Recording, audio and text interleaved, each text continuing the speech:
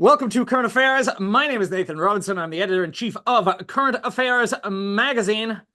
I am joined today by Cenk Uygur. He is founder and host of the Young Turks, author of the book Justice is Coming: How Progressives Are Going to Take Over the Country, and America is Going to Love It.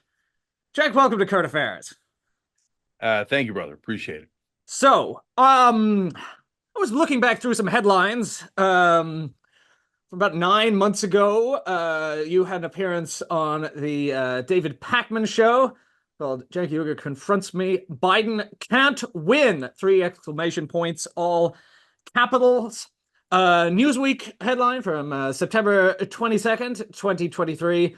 Mr. President, you're going to lose to Trump. We are begging you to step down. That's under your byline. Say it's unrecoverable. You're telling yourself, this is addressed, sweet little lies if you think that Joe Biden can win. Another one, Cenk Uygur, the Young Turks, says Trump will win if Biden doesn't step down the hill. You even ran for president against him, and when you're asked why you were running for president, you said that Biden's reelection bid was intensely selfish, warning that it made a Trump victory likelier, and you said, I'm going to do whatever I can to help him decide this is not the right path. If he doesn't retire now, he loses. He's the villain of the story. My question for you, Cenk, do you stand by these assessments? I most certainly do. So listen, here's what we tell people all the time. We do a lot of predictions on the show, and people find it unusual, and it is. And so the reason we do it is because we want the audience to understand politics for themselves, so that they can see that there are actually patterns here, and you can actually tell what's going to happen. That's why we're not Monday morning quarterbacking, because that's really easy to be, to give criticism afterwards, to be destructive.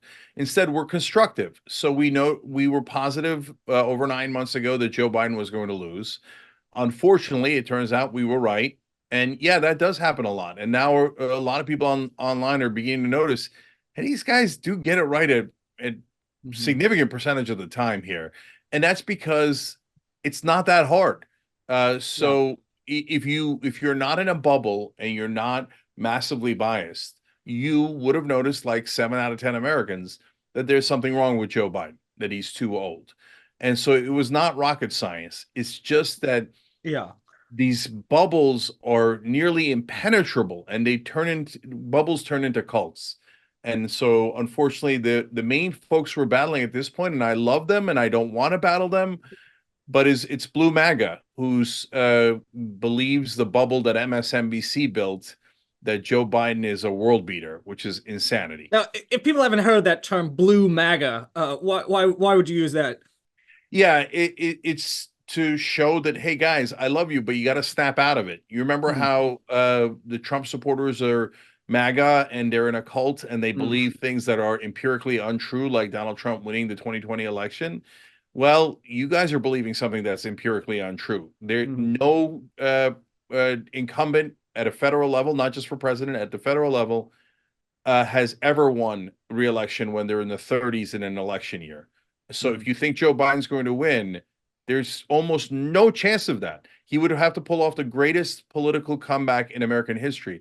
If you think that 72 to 80% of Americans thinking that his brain is not functioning is not going to cost us the election, you're massively kidding yourself. You're in a mini cult, but you're not like MAGA, Trump's MAGA. They're never going to get out of that cult. I believe in Blue MAGA, that they can snap the hypnosis. That's what I'm trying to do as a friend and an ally, and get out of that cult so we can win this race. We can have 2 dynamic, amazing candidates for president and vice president, easily win. Please try to win against Trump. Importantly, the things that you're saying there about the numbers that an incumbent can't win with, as I was going back through the things you were saying, these are not post-debate things.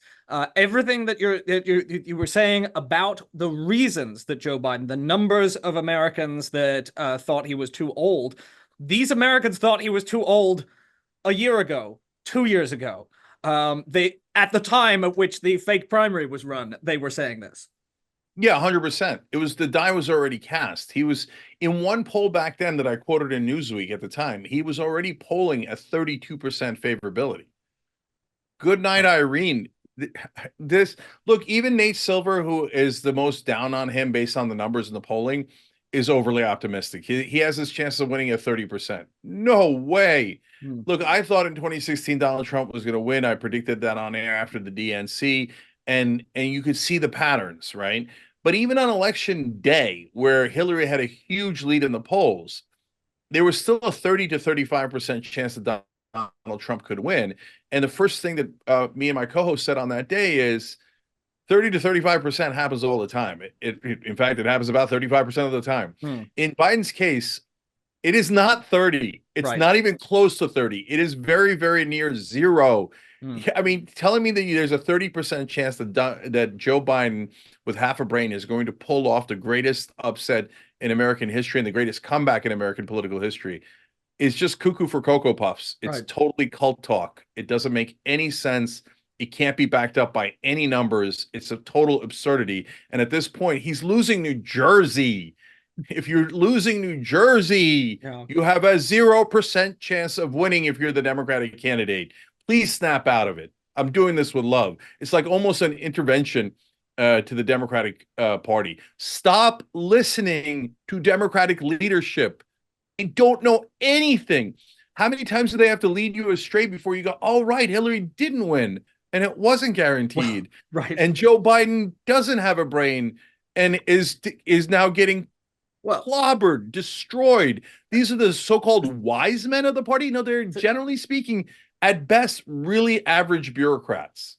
To be precise, I believe the existing reports are that Joe Biden has at least a percentage of a brain between the hours of 10 a.m.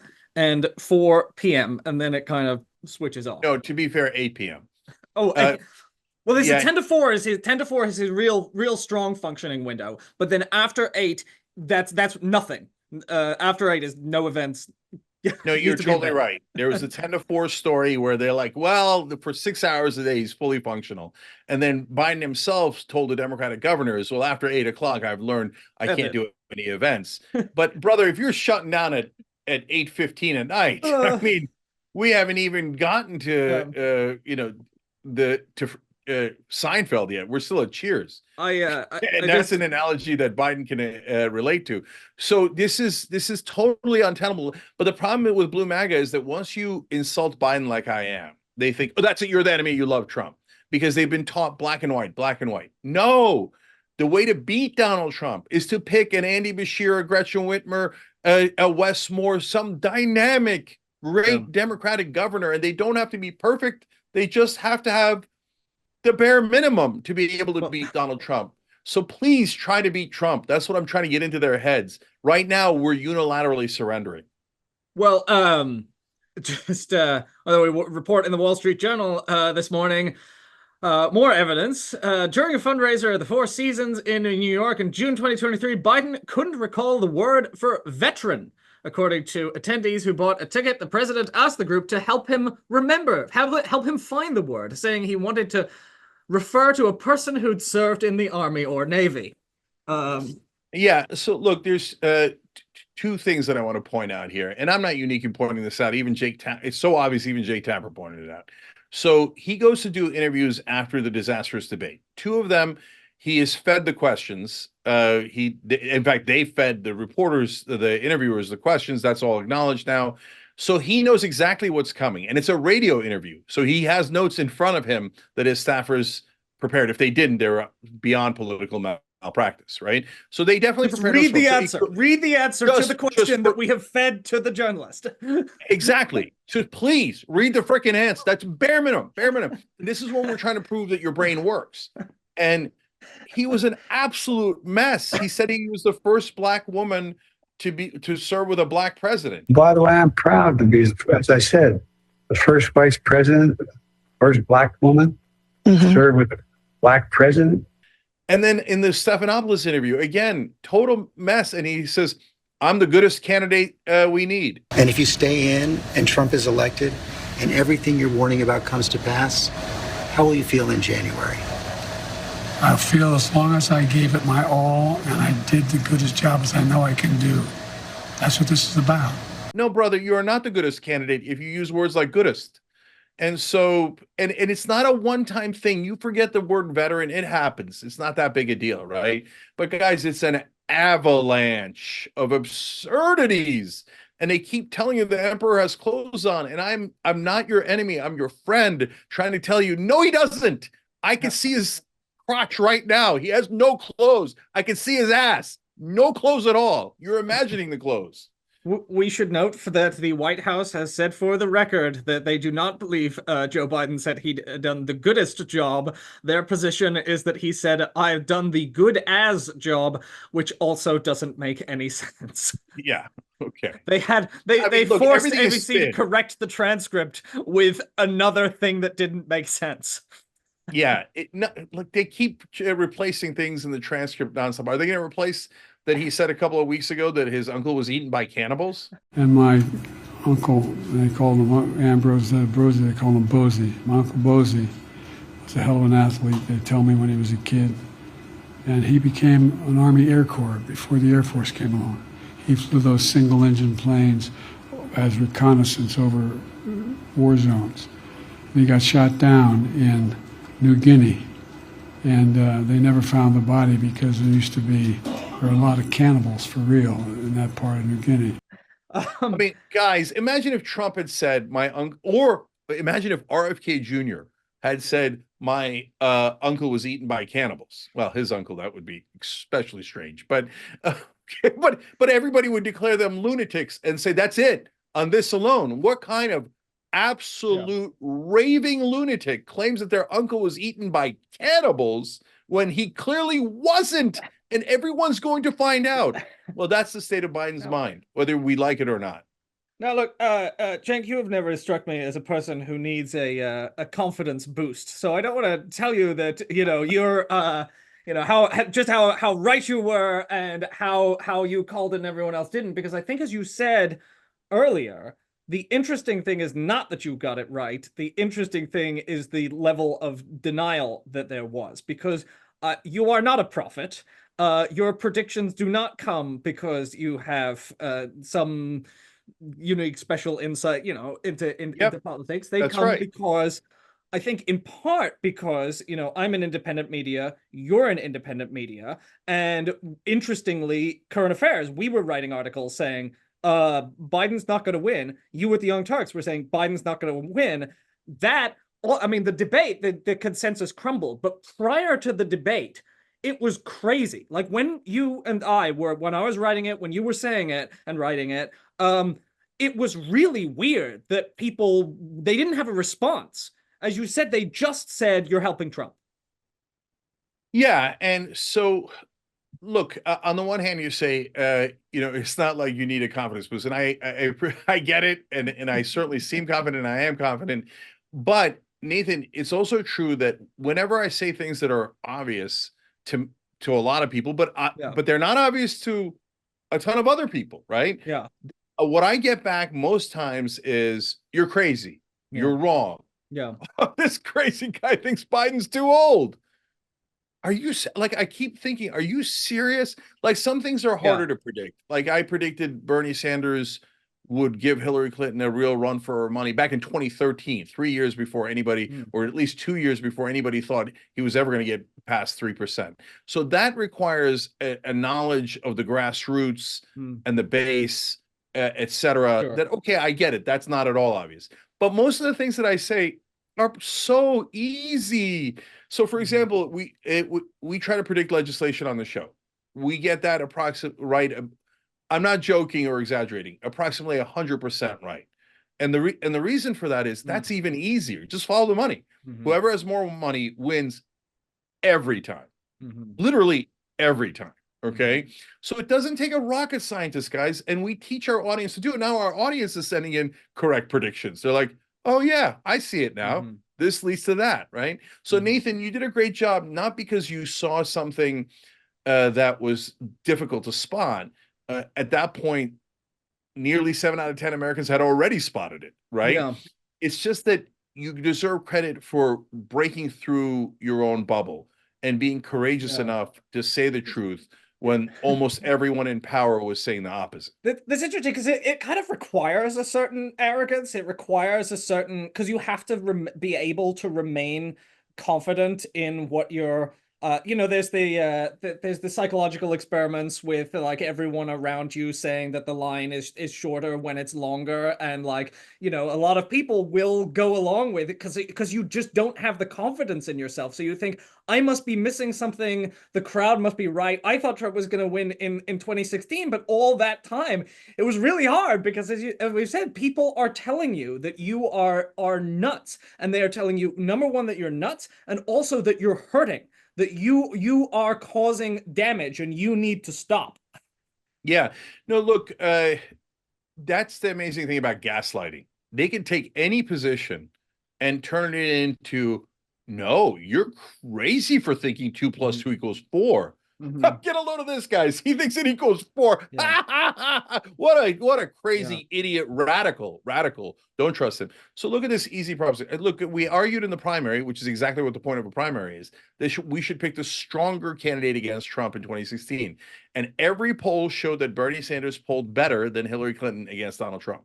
On election day, it was a 12-point difference. Bernie would have beat him by 12. They say, they would have run the general election against him and they would have knocked that down. Yeah, they might have knocked it down from 12 to a 6-point lead. He still would have won. But it doesn't matter because in the primaries, we already saw every poll saying Bernie does better than Hillary.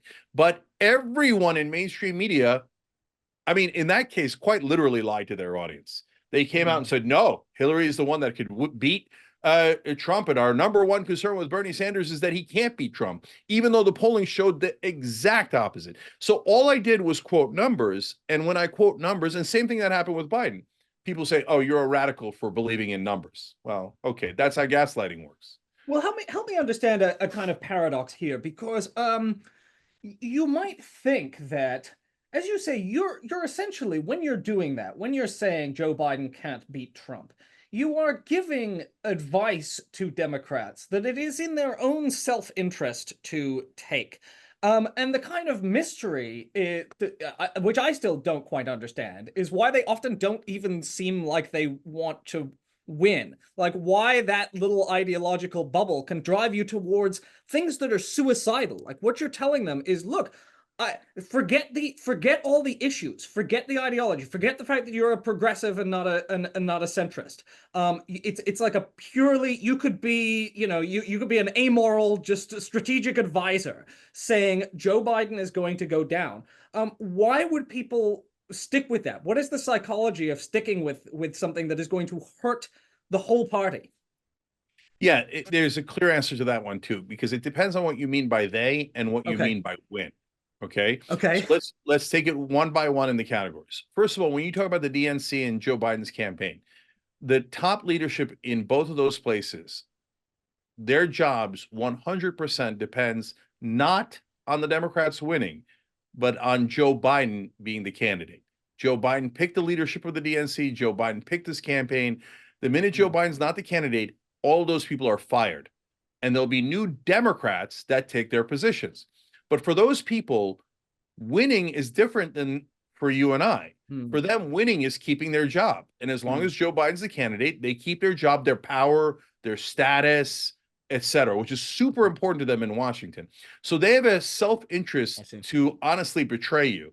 Because even if they thought Joe Biden is the weakest possible candidate, it's in their self-interest to lie to you and tell you. And by the way, of course, guys, they're not like weirdo evil people. The first step that they do is lie to themselves. Right. They get themselves to believe, yeah, a guy in the 30s can win. Yeah, Joe Biden's the most miraculous politician of all time. And they get themselves to believe total ridiculous fantasies. Oh, 8 out of 10 Americans think that he's not mentally healthy enough. His brain is not functioning well enough to serve. That's no big deal. They tell themselves, then they tell you. So that they is never going to tell you the truth. They're just going to tell you what's in their best interest.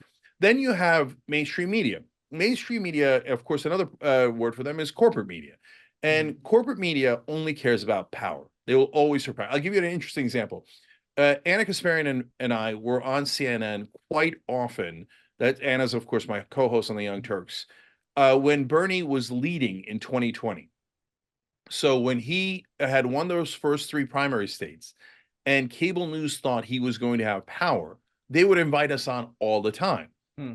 The minute Bernie lost the primaries, we never got invited back on Yeah. because all they care about is power. So they are going to support the powerful no matter who it is. So until the debate, they supported Joe Biden because he still had the power. Interesting.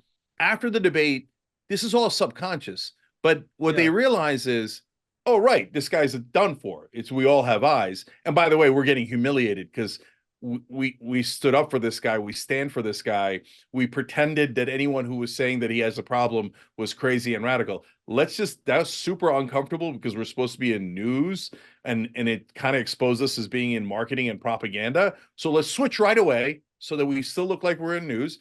And we're going to serve whoever the new power is because this guy isn't going to make it. Yeah. So that's the they and that's their win. And finally, you get to the Democratic voters. And for us, the win is actually winning the election and beating Donald Trump and having a Democratic president. Now, for us, even half of us are split, and that's the blue MAGA that I refer to, because they've been influenced so heavily by cable news and mainstream media. Every time when I talk to blue MAGA, they will mention that they watch Morning Joe or The View or some other, like those are actually the two giants. But after that, it's all mainstream media crap. And that's why I don't blame them. If I was them, I might think the same thing that they think because they've never actually been exposed to the truth because the media they watch is so corrupt, serves power so thoroughly that they never would have heard. Like they had no idea that Joe Biden had almost no chance of winning before the debate. I almost all my friends who mainly watch mainstream media, they said after the debate, wow, I'm now worried that Biden might not win. And that's what the great majority, I think, of Democratic voters thought. No, brothers and sisters, he had no chance before the debate. Right. After the debate, it's just getting into like sadomasochism and some sort of weirdo like STM ritual. This is crazy. Well, you have to pull him. The American people don't think that his brain works. And this is not complicated. We should note that there's really been a concerted fraud on the part of the people around Biden who have carefully orchestrated his public appearances. The debate was a thing that they couldn't help but show him to the public for 90 minutes. But they've been really trying not to let the American people understand the true state of Biden's mind.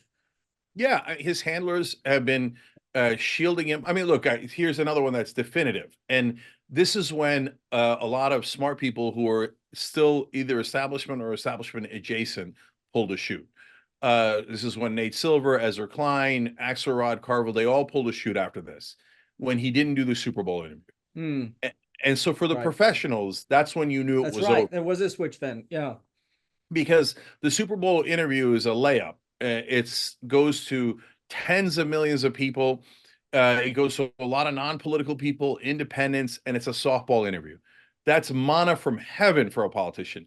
Turning down the Super Bowl interview is enormous political malpractice, and the Biden team is way too experienced to do that kind of malpractice for no reason. So there was a reason. The reason was he can't even do the simplest of interviews, and their strategy was to hide him in a basement until the election is over. First of all, that means you're going to lose. You can't hide your candidate and win. It's not possible. But then think about also this part is uncomfortable, but you have to be honest about it. They know he can't finish those 4 years. They know he's going to be in Feinstein territory pretty soon. And so they're saying, who cares? We're going to run the country anyway. It's going to be the first lady. It's going to be the chief of staff. We're running the country as it is now. And they have the biggest incentive to lie to you and to tell you he's actually, it's better for them if there's no president, no boss. Right. Okay, you know what happens to Jill Biden and Hunter Biden the minute Biden steps down? Obscurity. They're gone forever. They lose all power forever and ever and ever. And if we're being honest about it, the first lady does not want to lose power. And she thinks, yeah, Joe's not great, but I'm in good shape. We are running the country fine. So, I mean, look, the reason I say that, guys, is it's not like some sort of conspiracy or anything like that. Literally every major media outlet, New York Times, Axios, Politico, etc., have all reported that the one person that Joe Biden listens to is the first lady, that she has, you know, an enormous percentage of the decision-making powers. And so the first lady is basically saying, being super selfish and saying, I kind of want to continue being a shadow president. And so I'm going to humiliate my husband and put him out there and have him look like his mouth agape. The whole country's like gasping, like, no, no, no, no. And Jill Biden's like, it's fine. You answer the questions, Joe. It's fine. We are still president. Come on. It's obvious. We should add that actually there are also press reports that he does listen to Hunter Biden too, which is, if anything, much more concerning. Yeah, I mean, look, this is, again, if you're blue MAGA, you're going to hate all this talk, and you're going to say Hunter Biden is a sweet, innocent kid, and they're just picking on him for Joe, and Jill Biden is so classy, and we love her, and I can't believe you're saying mean things about the first lady. Don't you know the first rule of Democrats is lose with civility? So no, I do not want to lose to Trump. And Jill Biden is in our way because she's saying, I don't care if we lose to Trump. My power is more important. And that's what she's saying. No. So in her actions and in keeping Joe Biden, look, one last thing about the first lady and how cruel she's being. Mm-hmm. I've got family members who have Alzheimer's. If you told me, even at the very beginning of it, we're going to put your loved one out there, and then the whole country's going to either make fun of them or just like be humiliated on their behalf. Yeah. I would punch you in the face. Yeah. There's no way in the world I would let my loved one go out there on a debate stage like that. She's shoving him onto that debate stage. And at the end going, you did good, Joe. You answered all the questions. Joe, you did such a great job. You answered every question. You knew all the... So come on, man. Wake up to reality. And sorry, Nathan, one last quick thing about that. Sure. In Washington culture, yeah, they value being polite to the powerful so much more than they value the truth. That's right. That's why when I say things that are patently true about Joe or Jill Biden, they're so aghast. They're like, oh, I don't care if that's true. You're not allowed to say impolite things. They are powerful. Yeah. We're supposed to worship them. So that mindset is a cancer. It's yeah, no, on what you were saying about putting your relative out there, a lot of people's reactions to the debate that I heard was, I feel cruel watching it. It feels like wrong to watch it. This is painful. This feels like participating in elder abuse is a reaction that was quite common. Now you've described the psychology. You've helped us understand a little bit about the psychology of voters, of the people around Biden, and of the media. There's one more group that I want to ask you to help us understand, which is Democratic legislators, because right now there are all these. There's kind of an interesting thing going on where a lot of them, even people like AOC, are coming out and saying Biden's the nominee. We're riding with Biden. Don't the matter? The AOC said the matter is settled. But then you hear others going, I'm going to let the president make his decision. And then some percentage of the Democrats have said that he should step down. Now, George Clooney just published in the New York Times today this op-ed saying that every senator and Congress member and governor that he has spoken with in private says that, Biden can't win. And yet, a lot of them seem to be resigned to him. What is going on? What do you know about what is actually going on with Democrats in Congress? No, this one is also clear. So the robots are malfunctioning. So first thing that you have to understand about politicians is that they're largely servants. Okay. They don't actually hold any power. I'll tell as quickly as I can a story that I put in my book, Justice is Coming. Sure. So Ted Cruz got $13 million from the Mercers, who were Wall Street Titans, during the 2016 primary. He then does not endorse Donald Trump at the convention, famously because he called his wife ugly and his dad an assassin and all this lunatic stuff, right? All this makes sense. So why did Ted Cruz turn around immediately and then start phone banking for Donald Trump and becoming his top groveler? Right. Because that night after the speech, he went up to the Mercer suite at the convention and they slammed a door in his face and said, "No more money for you, dog." Okay, I added the dog part. And then Ted Cruz was like, "Oh, I'm so sorry." He can call my wife ugly anytime.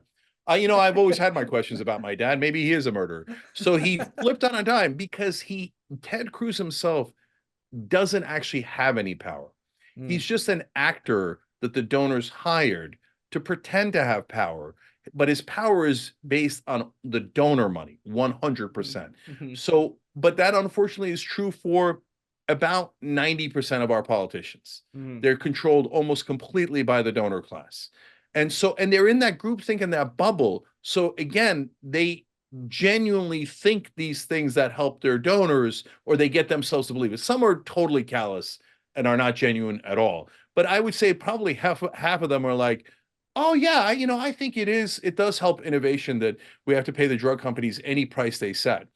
I think in a free market, you're not allowed to negotiate prices. Like, what? That doesn't make any sense at all. But they get themselves to believe it. So why is the robot malfunctioning now? Because they're like, need to win. If Republicans run these ads connecting me to Biden, I will definitely lose. And so they don't want to lose their power. So that's easy so far. But then the other coding comes in. Must serve leadership. Remember, always be a coward. Must do whatever leadership says. Must do whatever leadership says. Leadership says I should jump off a cliff. Not supposed to jump off a cliff. And so they're just malfunctioning. They don't know what to do, but because they're mainly servants. So they're looking around for orders. They're like, whose order do I take? Whose order? And so these guys are not profiles in courage. They're never going to take bold action. It's not who they are. You want to go more meta? The donors pay both the Republicans and the Democrats. Some of them are donors that are more socially liberal, some are donors that are more conservative liberal. But all the donors agree they are economically conservative. They want tax cuts for the rich and for corporations, and they want deregulation, right? So these donors, that's part of why they think, who cares if Joe Biden's brain isn't working? It was always optional, right? Like, look at what we did with Feinstein. We just wheeled her around, same exact result, right? The donors are in charge anyway. Doesn't matter. The brain doesn't matter, right? Reagan showed that you could be president for years without a. Yeah, and look at these guys. I mean, look, Reagan was literally an actor, right? Right. He just and then you see that great line read from the teleprompter. My God. Yeah, and you see the great line from the Michael Moore movie when the person whispers in his ear during the stock market opening, what tells him what to say, and then he says it. Now there's a report out that Jill Biden whispers in Biden's ear, and then Biden repeats the lines. So here we are again. But the person whispering in Jill Biden's ear and that other guy's ear is the donors. And so since these politicians mainly wait for orders from their donors, and the donors are confused now. They're like, Biden was our boy. He was a great return on investment. Whenever we gave that guy money, he would always deliver for business interests, right? So we love Biden. On the other hand, it looks like our little game has been exposed, and now this actor is compromised. So we're thinking of going with a new actor. Meanwhile, the congressmen are just sitting there waiting for a donor to tell them what to do. They're like, and they're frozen. They're frozen. They don't know what to do. And if any of them were actual leaders, they would lead. So, look, I ran for Congress in 2020. If I had won, and this is going to sound super arrogant, and that's why a lot of people are put off by me, but I have to, my job is to tell you the truth, okay? If I had won, that dynamic in the House caucus would have been different, because not that I would have won the day. I'm not that arrogant that I think I could convince all these robots that they're wrong. No, but there would have been super hard questions asked of leadership and of Joe Biden. And they're not going to be able to answer those questions, like who's the president after 8 o'clock at night. Well, I think one thing I've always liked about you is that I don't think you have ever not said exactly what you think. It has led to, I think your Wikipedia has a controversy section. It's probably 80% controversy. I'm sure, but but then. And so when someone like you would get to Congress, if we could get people like that in Congress who are not susceptible to pressure. But what's going on with someone like AOC, who is elected to be that person, who is elected outside of, independent of big donor and corporate pressure, supposedly? Is it just that they get her in a room and they go like, you have to stick with the message? Is there an explicit threat? Is there an implicit threat? What's going on? Yeah, the threat is implicit and ubiquitous.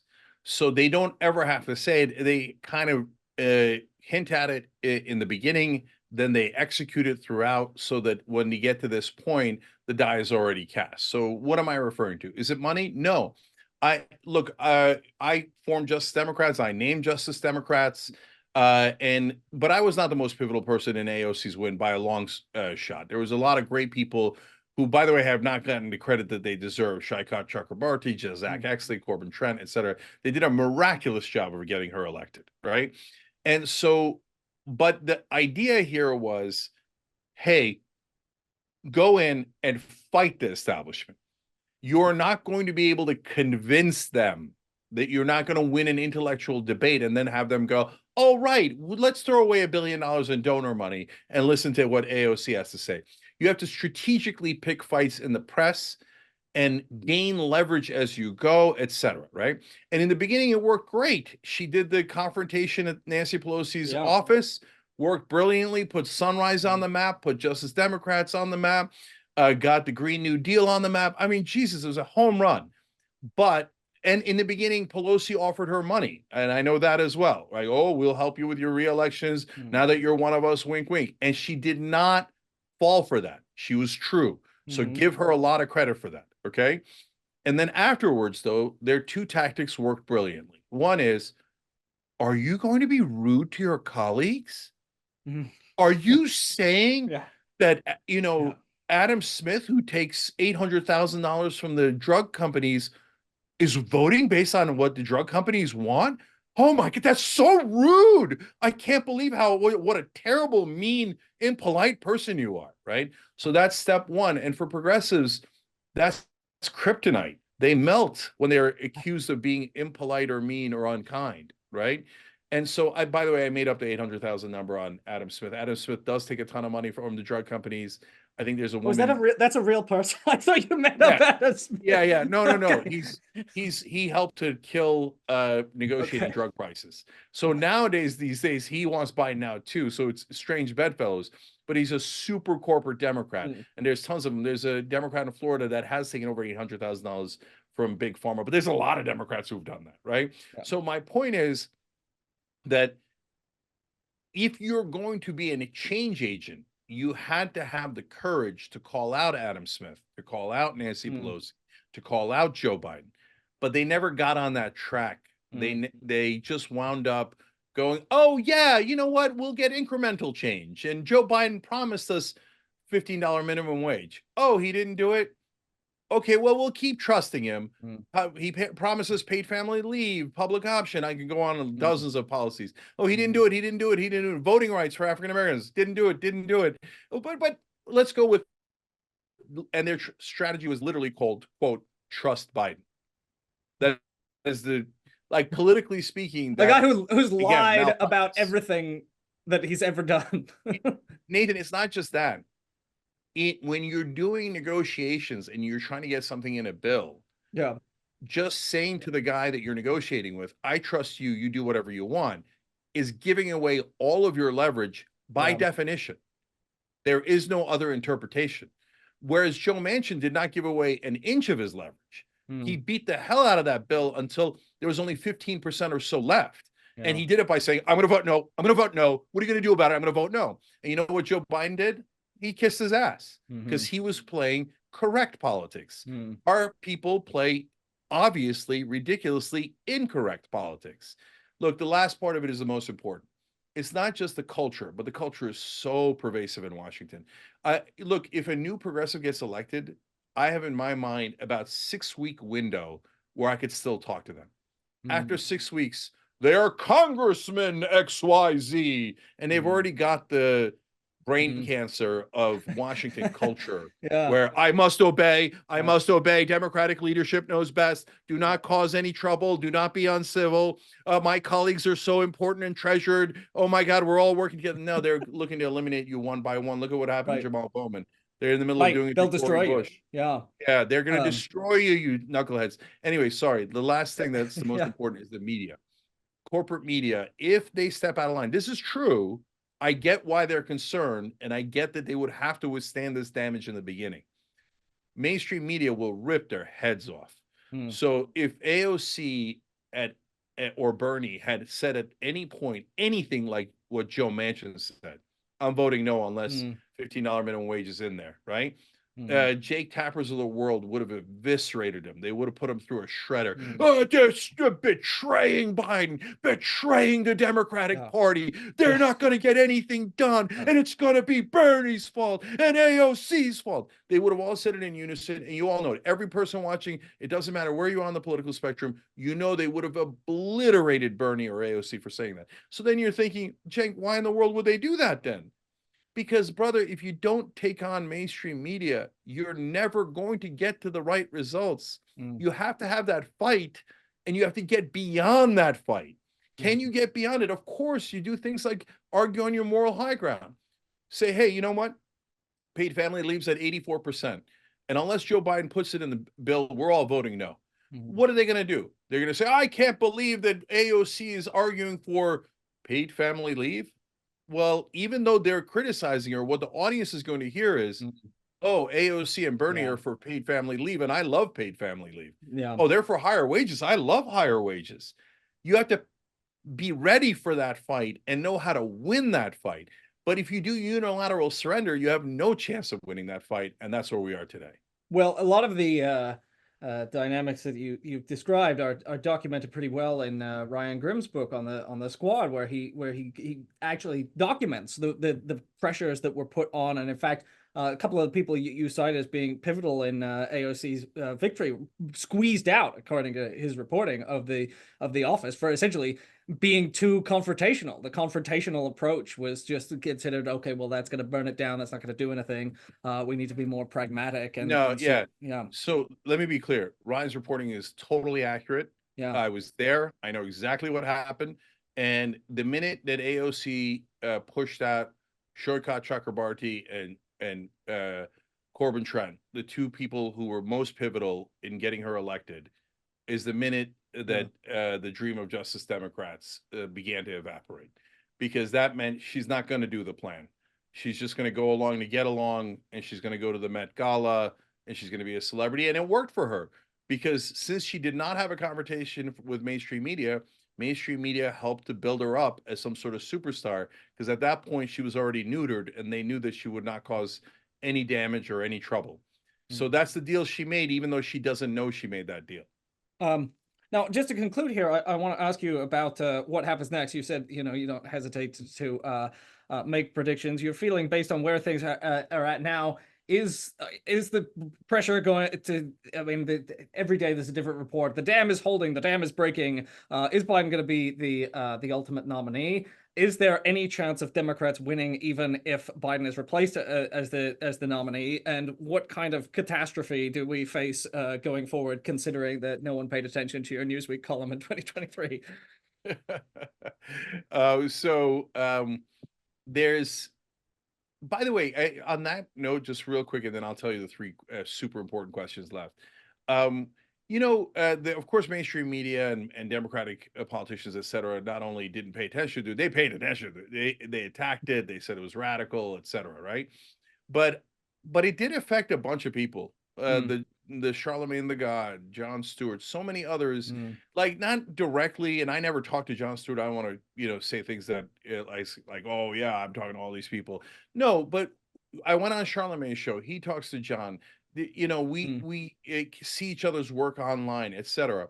And I think that every person that stepped forward, and in that light, because he's so much more trusted by mainstream media, I think Ezra Klein was probably the most pivotal.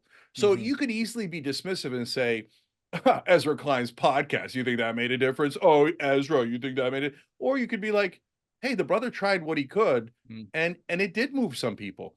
And that started to build and build and build, so that when the debate happened, it became not a new thought, but, oh, I guess those guys were right. That's what Right? Iglesias says, by the way. Iglesias said, like, up until the debate, he cites, because he has this new column, I was wrong about Biden, and he says, up until then, there were all these people saying it, but you couldn't see it. And then the debate meant that you could see that those arguments that they had been making were correct. Yeah. By the way, real quick, here's another giant.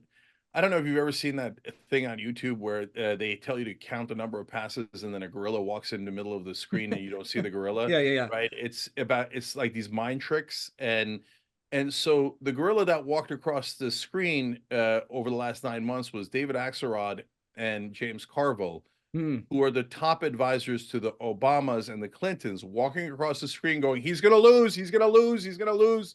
That's the Obamas and the Clintons going, he's going to lose. I didn't send my deputy to the assistant to the deputy. I sent Axelrod to say he's going to lose. I sent Carville to say he's going to lose. Those are our top guys. Right. What part of that was unclear? Okay, so now to answer your question, there's three main questions left, and I only have answers for two of them.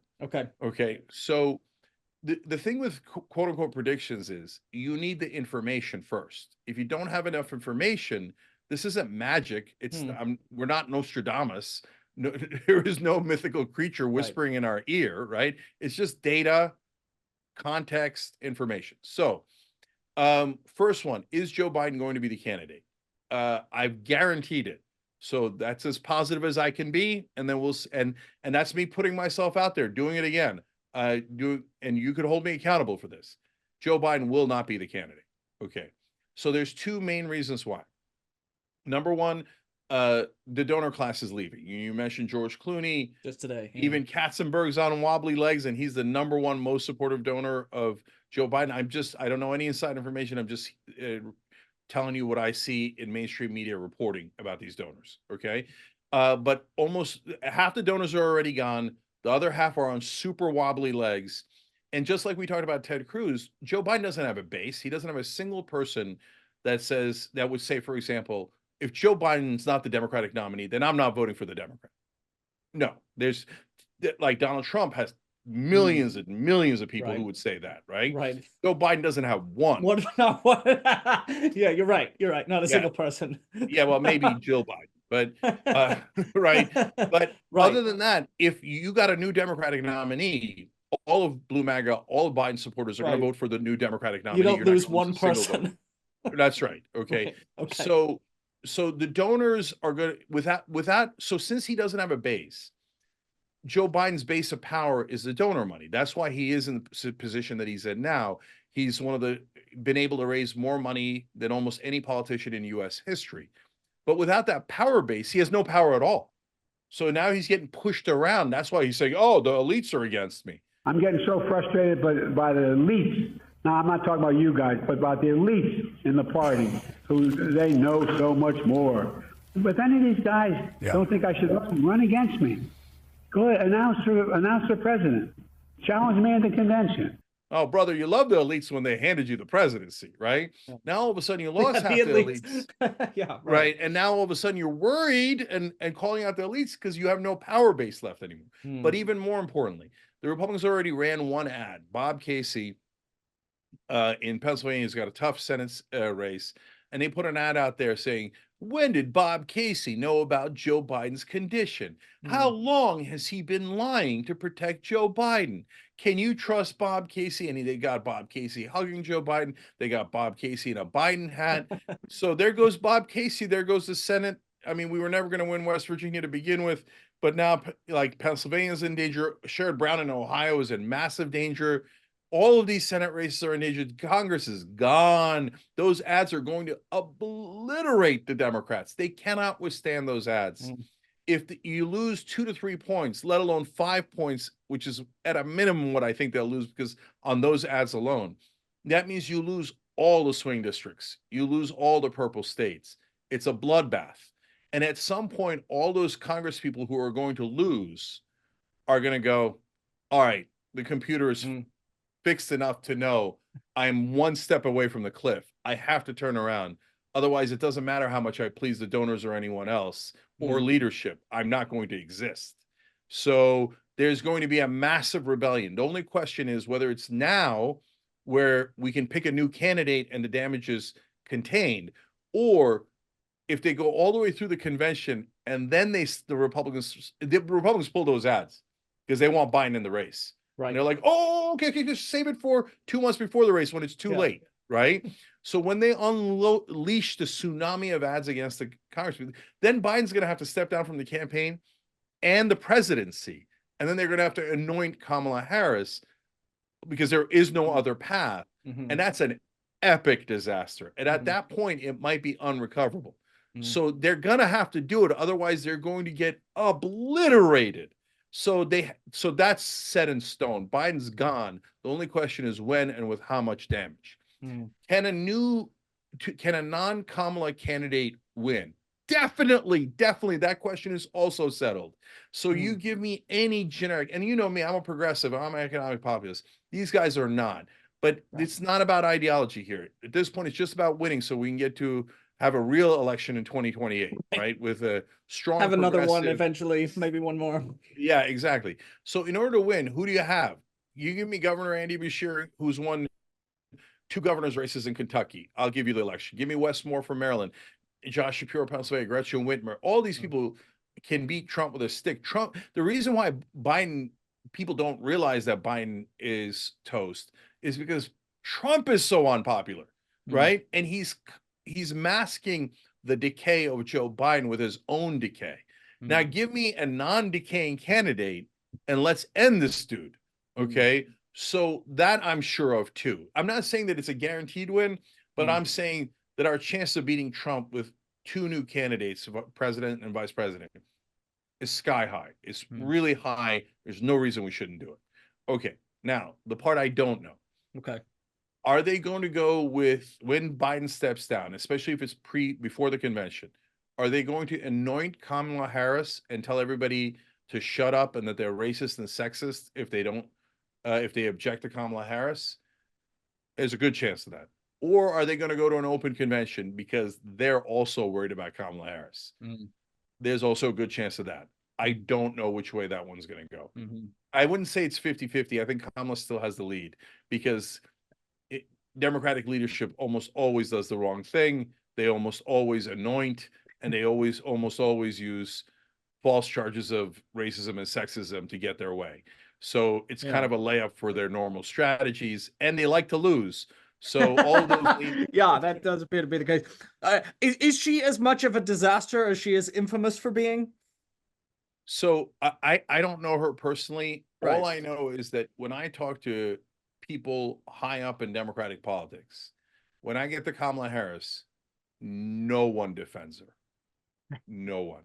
Anyone who's ever interacted with her at that level, the minute if I'm attacking Biden, even in a personal private conversation, right, and not attacking, but just like or pointing out these things, they're animated. They're like, no way, Joe Biden's great. You're crazy. He's the only one that could beat Trump and blah, blah, blah, blah. And I go Kamala Harris and they're like, yeah, whatevs. Like they stone cold. Well, so our only hope is that they know something. Our only hope is they know something we don't know to a point that it panics them enough where they go, why don't we do a convention and see what happens? The number one problem with the open convention is to why it might happen. There's no problems in practicality. It would by definition, it would give you the toughest, strongest candidate. You'd be nuts not to do it if you're a Democratic voter, right? And it gives you the appearance of democracy, whatever is left of it. And so that helps strengthen your case against Trump. So, and it gets you about $2 billion in free media coverage for your convention. So it's a no-brainer. The main hesitation is not the identity politics. So are there real charges of racism and sexism in politics? Of course, right? So why do they bother going to the fake ones? And the reason is the donors are afraid of letting go of the reins. And so at an open convention, the donors don't necessarily get to pick the candidate. And that's making them super nervous. They're like, okay, well, then we were going to go with Joe because he's a great return on investment. And who cares who's in charge anyway, right? We're in charge. And then they're like, Kamala Harris, I don't know if we want to make the same mistake we did with Biden, but on the other hand, she follows orders, right? And so that's why they're like, a bad candidate, unstable, but follows orders, or an open commission, where we would pick among corporate Democrats, but I don't control it 100%. So that's why the donors are like, oh, I don't want to let go. I don't want to let go. And that's the number one reason why we might not have an open commission. Well, I just wanted to end by returning to a point that I made earlier that I think is just critical here, which is that, as I said, you and I have been saying this for at least you probably longer than me. I've been doing it for 2 years. You've been pointing out all of the stuff that was not being said. And we were able to do that in part because we have independence. You are not on MSNBC anymore. You know, but we have had that independence because we have managed to build you a much larger independent progressive media institution, me a little tiny magazine.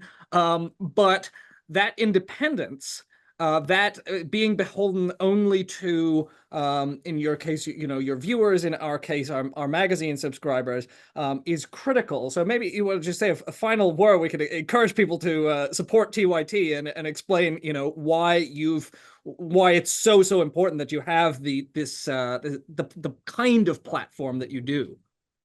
Yeah. So I was an anchor on MSNBC about a dozen years ago, and I got a speech from the head of MSNBC at the time that basically told me, stop criticizing Democrats. Okay. So, and they would always say, remember who the home team is. And I refused to do it. And so then they offered me to double my salary, and I turned down over $1 million in that deal. And at that point, other than the MSNBC money, I was dead broke. I mean, I was a struggling radio talk show host for so long, and then we were the first YouTube show ever, right? First YouTube partner. So, but back then, remember, we didn't make any money from that, and people thought we were just doing cats playing piano videos, right? So, turning down that amount of money was, backbreaking. But I did it because I thought, you just cannot tell the truth here. Yeah. So what's the point? Am I going to have a career where I'm just another one of these talking heads and you get the money and the status, etc., but you're controlled and you're only allowed to say certain things? And I thought, no, I'm going back to Young Turks, and we're going to do it right, no matter how long and no matter how hard. And so the part of it that worked, Nathan, is that we tell the audience, we're not the Young Turks, you're the Young Turks. And that's true. And so our strength comes from our membership, the people who are paying members of TYT. And so when we are battered by mainstream media or politicians or anything else, it doesn't really matter because they can't take us off the air. I mean, the mainstream and the establishment has wanted to cancel me 28 different times. And that's why you have the Wikipedia controversy section that you do. What they do is they don't say, oh, we're going to look to character assassinate this guy. They just keep leaking stories. And they're like, did you know what he wrote 28 years ago? Do you know what he said when he was 7 years old? Right? And they do all that stuff to try to get rid of you, but they can't if your members stick with you. And so since our members are our rock, they're our boss, they tell me to tell the truth, I tell the truth, okay? And that's the whole point of the Young Turks. And so as long as we have our members, they can't ever knock us out, and they can't get rid of us. They can't cancel us. So, and basically, when people go through tyt.com/join to become a member, what they're saying is, I want to finance $5 at a time, at least one outlet that is large, or any outlet. Any outlet will do. So the size doesn't matter. So same thing with the people that support your show, right? So they're saying, I want you to say the things that you're saying. I want your voice to be stronger. And I don't want just corporate media. I want something different. I want this. And I think that's super powerful as a force in media. And I think it's going to change the media landscape. And I hope that others will do as you and I are doing, which is prioritizing and serving the audience instead of, either a corporation that's your advertiser or a politician you want access to, or anything that is part of the power structure. No, we serve you guys first and only. And that's, and once you've lined up, and I gave a speech like this about 15 years ago. We started the freemium model back in 2005. And so what I said was, as long as your financial incentives are tied to your audience, are tied to telling the truth, you're going to get more truth and you're going to get a larger audience. And so that's the right pathway for media to take. Of course, everyone else in media said, that's crazy. We're going to get millions of dollars from Lockheed Martin and Raytheon and Pfizer, and you guys aren't going to get any of that money. There's no way it'll work, right? And we'll just outlast you guys with all of our corporate money. Yeah. Well, how's that working out for them? It's very real, and obviously you and I both have to pitch to our followers by saying support independent media. You don't want corporate media, but then it becomes real when these are not just like slogans. As you say, the pressure is real. You actually told explicitly by MSNBC to be soft on Democrats. I remember, I was fired from The Guardian for criticizing Israel, and it was really lucky that I had this little independent outlet where I could continue to be honest, because the editor called me in and he said, this tweet is out of line. It was a very innocuous tweet, but critical of U.S. military aid to Israel, and went beyond the paper's policy at the time. So the pressure is real. Are you kidding me? When I was running in the primary, I did an ad basically questioning why we're giving all these tens of billions of dollars to Israel when they've got paid family leave, they've got universal. I know, yes. Etc. And we don't have it. And they're like, those facts are anti-Semitic. I'm like, how could facts be anti-Semitic? Yeah. And besides which, if you don't want people to criticize us for that, the US, Israel, whoever, then let's not do it. So don't tell me, hey, let's do something really dumb and counterproductive to the American interest, but you're not allowed to criticize it because we think facts or numbers are anti-Semitic. So this stuff is overwhelming in the rest of media. You cannot survive. And it's not, guys, I don't want anybody obsessed with Israel. They're just an interesting example, because you take Israel and multiply it by 20, and that's the power of big pharma in Congress, right? Power of big oil, the defense contractors, the banks, etc. They own the place. They run the politicians. The AIPAC just happened to be a spectacular example of it because they were so brazen and over the top. Right. But when you question in fact, last story, at MSNBC, I once was criticizing a company, a healthcare company, in one of my scripts, and I got a call from management saying, can you take it out because they're our advertiser? Wow. It was that direct.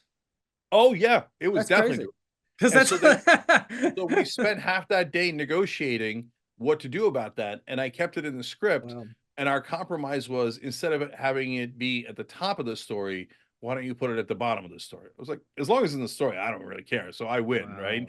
But that's not the important part. The important part is that they want you to serve the advertisers. Yeah. And that's not complicated. That's where they make all their money. And so... And they had that conversation with you, but one of the things Chomsky always points out is that most of that, it doesn't have to be that explicit, because the people who would try to put it in the script don't make it into the position to even try to put it into the script. You tried, and so they had to have the meeting, but it usually doesn't get to the meeting because most people aren't trying to put the...